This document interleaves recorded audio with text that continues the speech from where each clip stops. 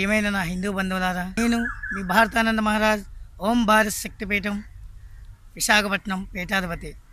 తెలంగాణకు సంబంధించినటువంటి ఒక గొప్ప చారిత్రాత్మకమైనటువంటి ఒక దేవస్థానం గురించి మీకు పూర్తి వివరాలతో నేను మీ ముందుకు రాదలుచుకున్నాను. కాబట్టి ముందుగా మీ అందరికీ జై హింద్.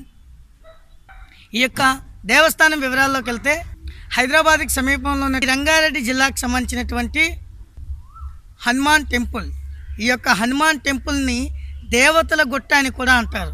ఈ దేవతల గుట్టకు సంబంధించినటువంటి దేవాలయం దీపధూప నైవేద్య హారతి కూడా నోచుకోలేనటువంటి ఈ దేవాలయం. కానీ ఈ దేవాలయం ఒకప్పటి కాలంలో ఒక వెలుగు వెలిగేది.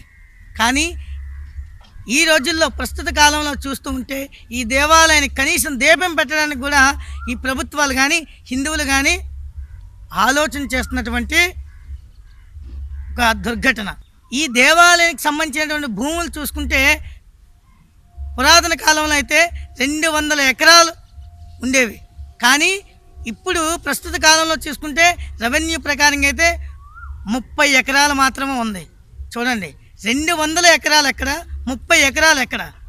కానీ దీన్ని ఒక్కసారి హిందువులే కాకుండా గవర్నమెంట్ కూడా ఆలోచించవలసినటువంటి సమయం ఆసన్నమైంది. ముఖ్యంగా ఈ తెలంగాణలో ఉన్నటువంటి దేవాదాయ శాఖ, ధర్మాదాయ శాఖ ఏదైతే ఉందో, వీళ్ళకి అసలు నిద్రపోతున్నారో లేకపోతే కళ్ళు మూసిపోతున్నాయో నాకైతే అర్థం కావట్లేదు. కానీ అసలు 200 ఎకరాలకి 30 ఎకరాలకి అసలు ఏమైనా పొంతనుందా? కాబట్టి ఇది ఈ యొక్క భూమికి సంబంధించినటువంటి జీవో నెంబర్స్ 78 నుంచి 90 వరకు జీవో నెంబర్ ఉంది. 78 నుంచి 90 వరకు ఉన్నటువంటి జీవో నెంబర్ ఈ యొక్క దేవస్థానానికి సంబంధించింది. కాబట్టి దయచేసి ప్రతి ఒక్కరు కూడా హిందువులారా ఒక్కసారి ఆలోచన చేయండి.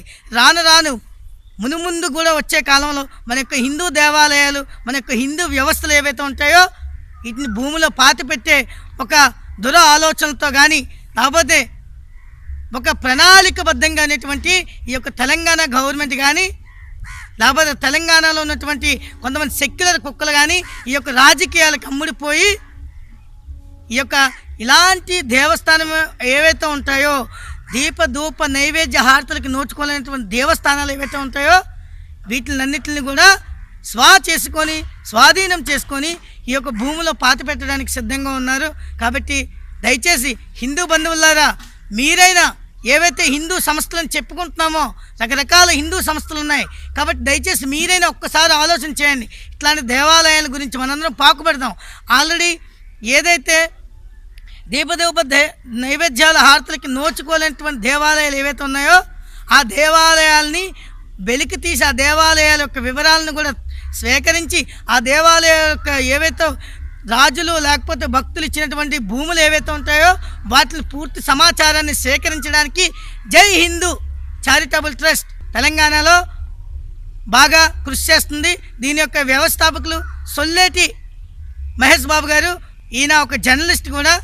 అలాంటి వ్యక్తులకే కాకుండా ఆయనకు కూడా మనం ఇలాంటి హిందూ సంస్థలు ఏవైతే ఉన్నాయో దయచేసి మనందరం కూడా మద్దతు తెలపడమే కాకుండా, మనందరం మన ఏరియాల్లో ఏవైతే ఉంటాయో దేవస్థానాలు, పురాతనమైనటువంటి ఆలయాలు, ఆ ఆలయాలకు సంబంధించినటువంటి ప్రతి ఒక్క వివరాలు కూడా మనం సేకరించి, ఆ భూములు ఏవైతే ఉంటాయో వాటి వివరాలు సేకరించి మనందరం కూడా మా యొక్క వాట్సాప్ నెంబర్కి మీరు పెడతారని ఆశిస్తున్నాం.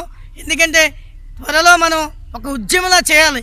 మన దేవాలయం మన చెంత, మన దేవాలయం ఆస్తులు మనకే చెందాలి అనే ఒక నినాదంతో మనందరం హిందువుల యొక్క ఏవైతే సంఘాలు ఉన్నాయో, హైందవ సంఘాలు ఏవైతే ఉన్నాయో హైందవ సంఘాల యొక్క ఐక్యతతో ముందుకు వెళ్ళి ప్రభుత్వాలని గడగడలాడించే సమయం మనమందరం ముందుకు తీసుకురావాల్సిందిగా ఈ యొక్క జై హిందూ చారిటబుల్ ట్రస్ట్కి మనందరం కూడా చేయూతనిచ్చి, ఇలాంటి ట్రస్ట్కి మనం ఇలాంటి సమాచారం అందజేస్తే మరెన్నో దేవాలయాలను మనం వెలుగులోకి తీసుకొచ్చి ఆ దేవాలయాల్ని కాపాడుకునే బాధ్యత మనందరిపైన ఉంది. కాబట్టి దయచేసి హిందూ బంధువులందరూ మా యొక్క వాట్సాప్ నెంబర్ ఏదైతే ఉందో 8297283088 అనే వాట్సాప్ నెంబర్కి మీ యొక్క పరిధిలో ఉన్నటువంటి దేవాలయాల యొక్క భూములతో సహా సమాచారాన్ని స్వీకరించి మా వాట్సాప్ నెంబర్కి పెడితే మేము ఇటువంటి ఏవైతే సమస్యలు ఉంటాయో ప్రభుత్వాల వద్దకు తీసుకెళ్ళి మన సమస్యను మనమే పరిష్కారం చేసుకుని మన దేవాలయాన్ని మనమే కాపాడుకుందాం. మన దేవాలయ యొక్క ఆస్తుల్ని మనం సొంతం చేసుకుందాం. జై హింద్, భారత్ మాతాకి జై. మీ అందరికీ నమస్తే.